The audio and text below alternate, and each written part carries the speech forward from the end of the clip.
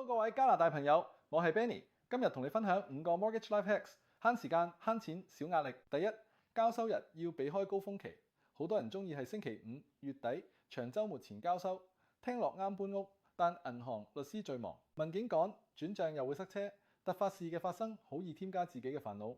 我會建議大家避開月尾同埋長週末交收，俾所有人多嘅緩衝，交收更順暢。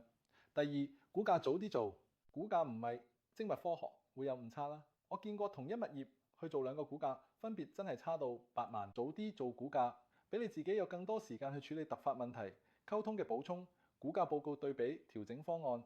越早越主動，流程先穩。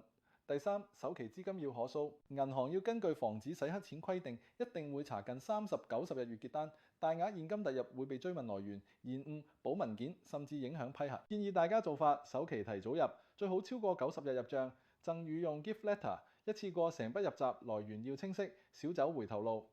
第四 ，rate hold 鎖息，對抗突發加息利率會喐，鎖息先保護自己。同經紀講，先喺 rate hold 大約4個月，加息。你用較低利率減息可以再跟落去，幾乎 only upside， 只係多少少文書要處理。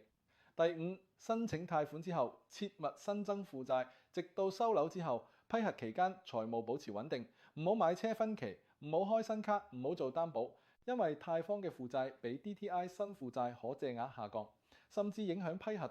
策略優先清高息卡數，唔好加新債，到收樓後再部署。總結一下俾大家，交收避高峰，估價早做，首期資金可蘇 ，rate hold 預先鎖，批核期間唔好加新債。呢5招幫你流程更順，風險更低。